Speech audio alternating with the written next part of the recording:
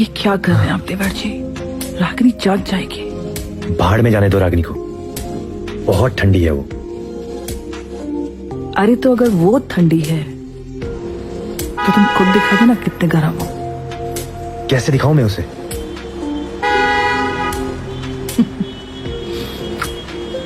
हाँ, अगर मैं ऐसा कुछ कर दूं कि रागिनी खुद तुम्हें लेकर आकर मेरे बिस्तर में डाल दे।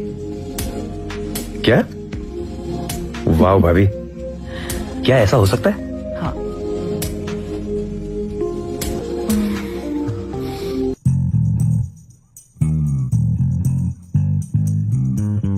जैसे मैं कहती हूँ बिल्कुल वैसा ही करना रागिनी। जाओ और जाकर राज के साथ सेक्स करो। मुझे भी देखना है कि अगर राज के अंदर मंगला भाभी का भूत है तो वो तुम्हें अपने आप से सेक्स करने से रोकेगा, और अगर वो रोकता है तो तुम्हारी बात में सच्चाई है। जाओ।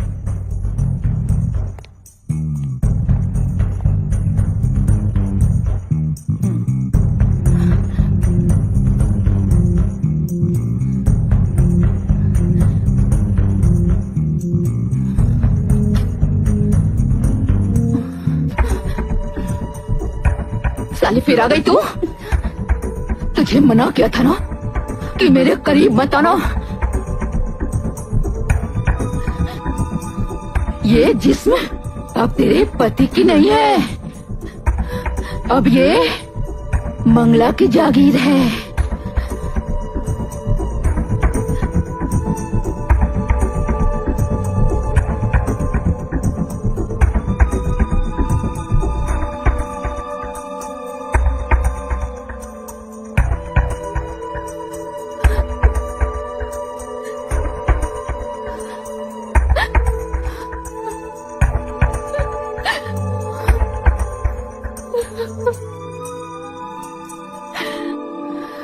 मैं क्या बताऊं कविता भाभी?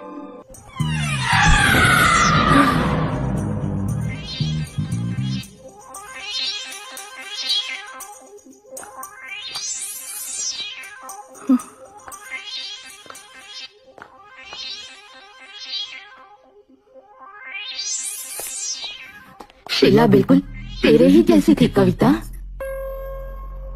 वही नैन नक्श, वही कटीला बदन, वही तीखापन। राज, पागल हो गए हो क्या? ये भाभी है तुम्हारी, और भाभी माँ समान होती हैं। भाभी की माँ की आँख। चल एक सौदा करते हैं, मुझे एक रात के लिए कविता दे दे, फिर मैं तेरे पति राज को हमेशा हमेशा के लिए छोड़ दूंगी। पहले तो मैं तुम्हारे पति पे हावी हुई थी, लेकिन जब से कविता को देखा है ना,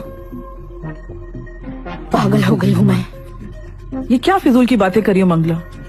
राज मेरे सामने बच्चे जैसा है, ये नामुमकिन है। मैं शादीशुदा हूँ और ये पाप है। ए पाप और पुण्य वाली, मेरा सौदा तेरे साथ नहीं, राज की पत्नी के साथ हो रहा है, जिसका पति इस वक्त मेरे कब्जे में है। सोच लो रागिनी देवी, राज वापस चाहिए या राज के साथ मंगला का भूत चाहिए तुझे? एक के साथ एक फ्री। और इसकी क्या गारंटी है कि अगर हमने तुम्हारी बात मान भी ली तो तुम राज को छोड़ के चली जाओगी? जुबान से मुकरना तुम इंसानों का काम है कविता, हम आत्माओं का नहीं। जा, दिया जुबान। एक रात के लिए कविता दो और हमेशा हमेशा के लिए मंगला तुम्हारे जीवन से दूर हो जाएगी। 1 घंटे का वक्त देती हूँ तुम दोनों को, सोच लो।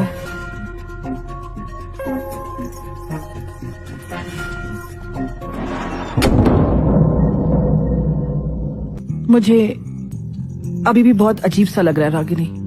कविता भाभी आप जाइए, तब तक मैं फार्म हाउस का पहरा देती हूँ, और जैसे ही दीनू काका वापस लौटेंगे ना, मैं कमरे का दरवाजा खटखटाऊंगी, आप पहचान जाइएगा।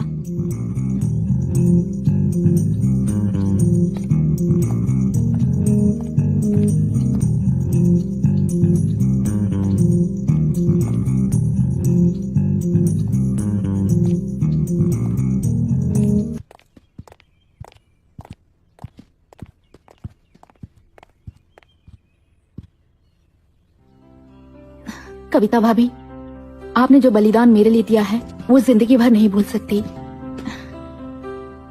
मेरा पूरा जीवन आपके कर्ज के नीचे रहेगा। मेरी आंखों में आपके लिए बहुत प्यार और बहुत इज्जत है।